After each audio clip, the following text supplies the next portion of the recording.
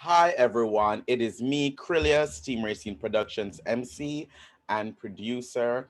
And joining me today is Martín Miguel Fernandez, candidate for DC Council Ward 2. Welcome, Martín. Hey, thank you so much for having me. Great to have you here. Great to have you here, Martín. Could you go ahead and tell our viewers a little bit about yourself and your background and why you decided to run? Sounds good. My name is Martín Miguel Fernandez, and I was born in Lima, Peru, but moved to DC at about 2 years of age. Uh, Went to preschool in Adams Morgan at the Spanish Education Development Center, which is no longer there. They've relocated to Petworth in recent times, and kind of bounced between Kensington, Maryland, and DC for the rest of my life, aside from a detour to upstate New York for college and grad school. So I've been in DC for a minute.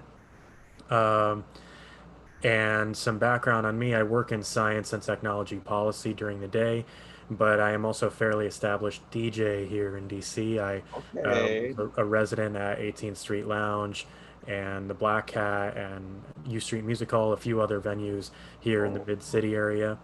I have a very deep connection to DC, both in my personal life and my creative experiences. And I decided to run because I was not satisfied with the outcome of the Democratic primary here in Ward 2. After almost 30 years of Jack Evans basically being unremovable here in Ward 2 and having some serious ethical concerns about his representation, we now have someone coming into represent Ward 2 who also has some fairly concerning campaign finance violations, and I don't feel is a person to represent any part of our city in this moment.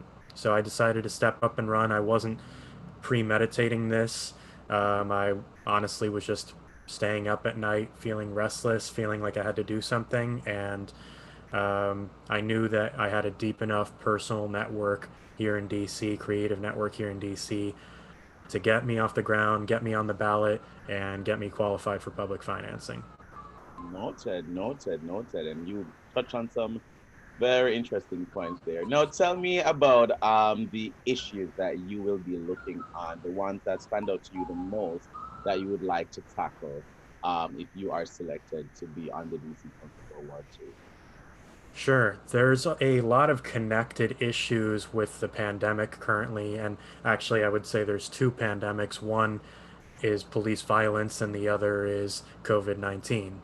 And there's quite a few issues stemming from both of those things. I think everybody has been focused on the movement to defund Metropolitan Police Department recently, and I think there are very mindful and intentional ways that we can accomplish that. The police budget here in DC is fairly opaque, but I will actually be releasing some ideas as to where I would like to take money from and where I would like to move it to. For example, the School Services Division of Metropolitan Police Department currently has about $30 to $35 million a year of budget. We have more police officers in our schools than we do counselors, social workers, behavioral health specialists. I think that's incredibly inappropriate. That money needs to be invested in things that actually help our students, especially now with remote learning. Uh, DCPS is lacking in the technology necessary to provide students remote learning opportunities. And I believe the teachers union has been fighting for at least $11 million to put towards laptops, wireless devices, etc. So those are two kind of connected things. One is divesting from the police, and the other is where do we put that money? And I have several ideas on how that could play out. Another thing that I'm very focused on is the crisis that local businesses and tenants are facing with paying rent right now. About a third of DC residents are facing eviction, and we need to do something. There's a moratorium on evictions technically during this public health emergency, but I've heard of people getting evicted or threatened by eviction despite that.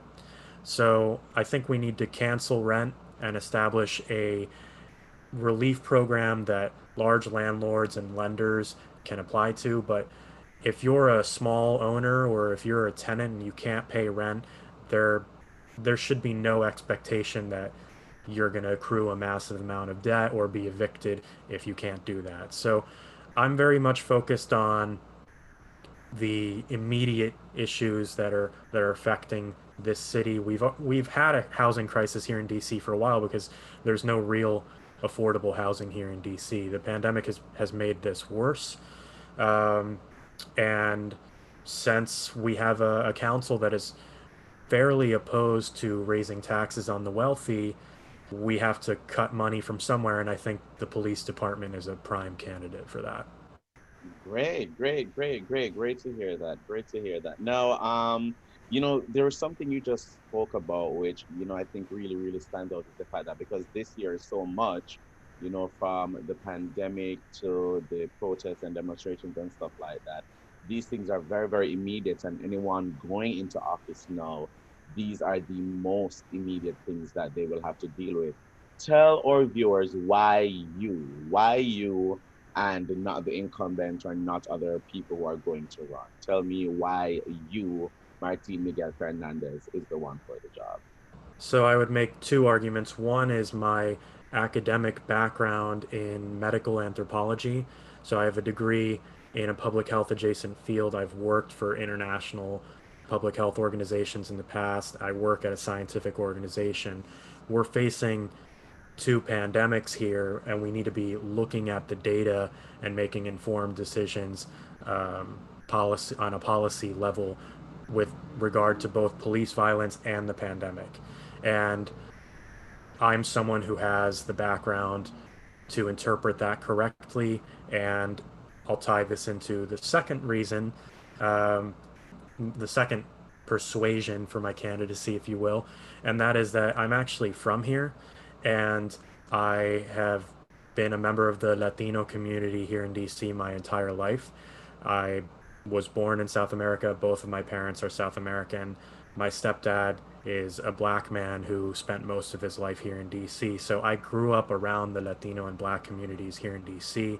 And I'm not someone who's just going to do lip service to the issues du jour. I'm someone who legitimately cares about the communities here, and I've witnessed the changes that have happened over the last few decades that set the table for all of this. Wonderful. Now, my last question will be this. What is your DJ name? So I don't use anything fancy. I just use my first and middle name, which is Martín Miguel. Okay. And yeah, I had been playing at the 18th Street Lounge for the last 7 years or so. I had a regular Sunday night party there. Mm-hmm. And I'm sure you're familiar with the legendary Sam the Man Burns. He Mm-hmm. was a Yes. colleague of mine on Sunday nights. Ah, Um, and yeah, this is part of what's influenced my campaign as well as 18th Street Lounge is closed. We are at risk of losing a lot of cultural establishments here in DC, and we need somebody that feels the urgency to step in and save these cultural establishments, save the people who have lived here for decades, and stop over policing our communities. definitely. 100%. Could you go ahead and just tell our viewers how they can support you, keep up with you and your campaign, and how they can follow you? Of course. So you can go to martinforward2.com, and that will link you to everything. If you'd like to donate or volunteer to the campaign, all that information is there as well. On social media, as far as Instagram and Facebook, it's Martin for Ward 2, but I keep a personal Twitter handle. It's just Martin Miguel with two underscores at the end. We're also in the process of launching a podcast, which will be out later this week, and we'll be trickling episodes out little by little. But basically, I moderate discussions with thought leaders and experts on certain topics in the community. And the first couple episodes I'm really excited about. I have Daniel Del Pielago from Empower DC as one of the guests, and we talk all about affordable housing and how the pandemic is articulating with that.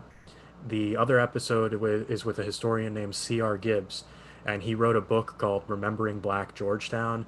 He's one of the foremost black historians here in DC. And if you're into history, if you're into studying the political and cultural context of DC, he's a brilliant person to dip into. And if you're interested in anything I've said, keep an eye out for the podcast. Sounds good. Sounds good. I will definitely keep an eye out for that. And thank you so much, Martin, for joining me today. It's been such a pleasure having you here. Best of luck. Thank you. Cheers. Thank you. Of course. And to our viewers, thank you for watching. Bye, everyone.